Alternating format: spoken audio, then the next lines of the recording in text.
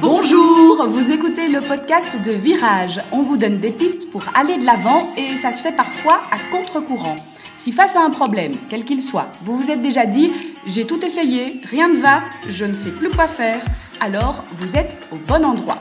Je suis Marina Blanchard, psychologue, formatrice et fondatrice de Virage. Mon école s'inscrit dans la lignée de celle de Palo Alto, c'est-à-dire de la thérapie brève. Et je suis Peggy Van Lierde, chef d'entreprise, journaliste et coach en développement personnel. Ensemble, nous vous proposons des réflexions pour avancer autrement. Un épisode un petit peu spécial aujourd'hui, Marina, puisque c'est le 100e. Mais oui, félicitations, bon anniversaire. Mais voilà, on avait envie de marquer le coup. Cette petite aventure a commencé le 18 août 2021. Voilà, plus de 2 ans déjà qu'on se rencontre, 100 fois qu'on se voit pour essayer de vous concocter quelque chose d'intéressant. Et alors, pour ce 100e épisode, en fait, on avait envie de, comme on disait, marquer le coup et de revenir en fait un petit peu sur cette période écoulée, qu'est-ce que ces podcasts ont pu apporter aux uns, aux autres, et on va entendre quelques témoignages, soit de personnes qui sont dans l'accompagnement, soit de personnes qui ont besoin d'accompagnement. Voilà. Mais d'abord, Marina, j'ai une petite question pour toi. Vas-y. Qu'est-ce que toi, tu retires de ces 100 épisodes? Est-ce qu'il y a quelque chose à noter, à épingler Alors moi, c'est plein de plaisir. Vraiment, moi, chaque fois, je me réjouis quand on va se voir vraiment d'enregistrer, d'être challengé un peu, parce que quand même, parfois, tu me poses une petite question au milieu du podcast où on n'a pas tout préparé. Il n'y a pas longtemps, on me demandait un peu d'ailleurs les coulisses du podcast. Et on me disait, tiens, est-ce que vous préparez tout? Est-ce que c'est écrit? Alors moi, j'ai l'impression que ça s'entend que c'est pas écrit au départ. Mais bon, voilà, peut-être pas. Donc effectivement, on a une partie, évidemment, qu'on prépare. On va pas improviser comme ça n'importe comment, mais il y a quand même pas mal d'improvisation. Beaucoup de spontanéité. Voilà. Mm-hmm. Mais c'est vrai que si on doit revenir un petit peu sur les coulisses de comment ça se passe, effectivement, on se rencontre, on discute du thème, on met quelques points importants qui nous paraissent incontournables et qu'on a envie d'aborder, mais ensuite, on est un peu plus en roue libre, et c'est vrai que c'est très spontané. Voilà, c'est ça. Et ça, c'est ce que, moi, je trouve justement challengeant, c'est que comme c'est spontané, tout d'un coup, je dis quelque chose, ça te fait penser à une idée, ça enrichit vraiment, et le fait d'être deux, pour moi c'est vraiment un plus, puisque effectivement ça j'ai envie de dire, ça enrichit, on s'enrichit mutuellement, et à chaque fois ça permet de penser plus loin que si on parle tout seul et que il y a juste ce qu'il y a dans une tête. Et on sait bien que en thérapie brève, on parle de qualité émergente de l'interaction, et je pense que c'est sûr que ça émerge, j'espère. En tout cas, au niveau du plaisir, c'est vraiment une qualité émergente. C'est un plaisir partagé, en tout cas. Alors, si on doit encore parler des coulisses, il n'y a pas beaucoup de choses qui sont coupées au montage, à part quelques fous rires. Oui, c'est ça.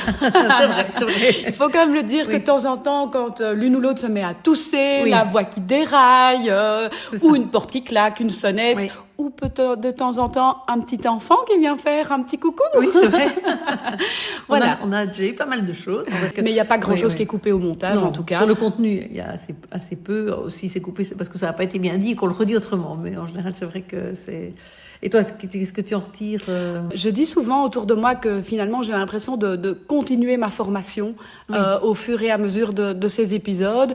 Parce que c'est vrai qu'on amène des sujets, soit qui sont abordés lors de nos accompagnements, qui sont abordés dans notre vie privée, tout simplement. Parfois, on cherche notre inspiration tout simplement autour de nous, dans notre sphère privée.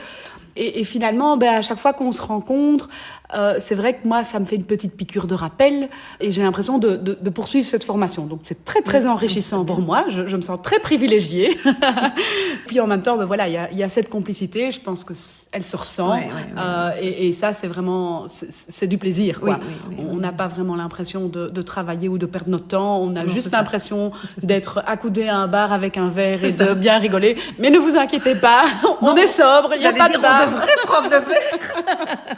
On va laisser place à différents témoignages, et on remercie tous ceux qui ont accepté de témoigner pour nous expliquer, vous expliquer ce que ces différents épisodes leur ont apporté. Voilà, c'est chouette de vous donner la parole aussi.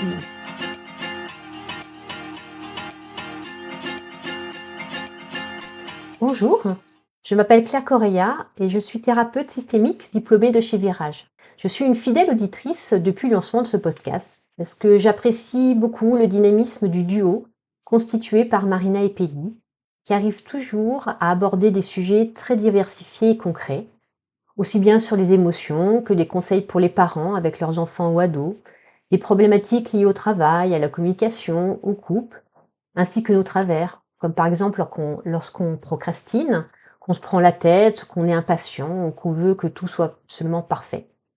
Bref, le podcast aborde des sujets du quotidien ainsi que des moments plus compliqués de la vie, de façon toujours très ludique et bienveillante.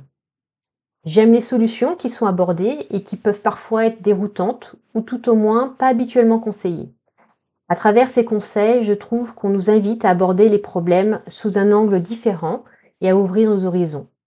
Voilà pourquoi j'apprécie ces moments d'écoute qui me permettent de garder une ouverture d'esprit, quel que soit le sujet évoqué. Alors, si vous aimez être surpris, écoutez le podcast. Je m'appelle Damienne Camoër, je suis kinésithérapeute. Je me réjouis chaque mercredi de mon petit rendez-vous avec votre podcast, ce petit moment rien qu'à soi, ma méditation. Il m'apporte à chaque fois un petit rayon de soleil et de la fraîcheur dans mes idées. Vous abordez des situations concrètes de la vie dans lesquelles je m'y retrouve souvent et ça fait du bien de se dire qu'on n'est pas seul. Ça ouvre l'esprit et montre un autre chemin pour résoudre les petites épreuves de la vie. Merci Peggy et Marina pour ce coup de pouce, toujours agréable, dynamique et positif.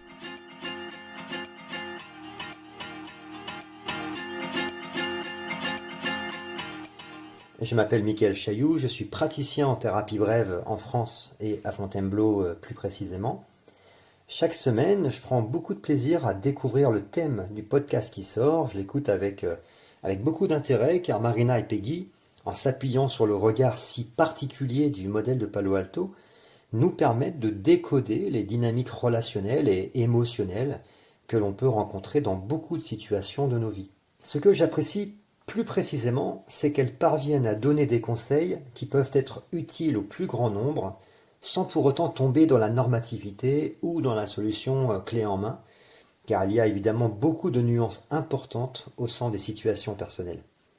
Alors, je suis un auditeur plutôt très fidèle, car il m'arrive souvent de réécouter des épisodes, et d'ailleurs, je conseille régulièrement certains d'entre eux à mes amis et à mes patients aussi. Un grand merci à vous deux, et vivement la suite.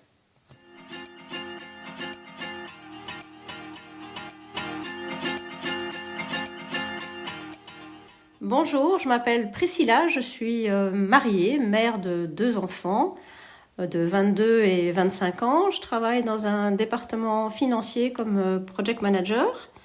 J'ai appris à connaître Virage par des amis. J'ai découvert les podcasts pendant le confinement et depuis lors, je continue à les écouter assez régulièrement. Je profite souvent d'un trajet en voiture pour en écouter plusieurs d'affilée.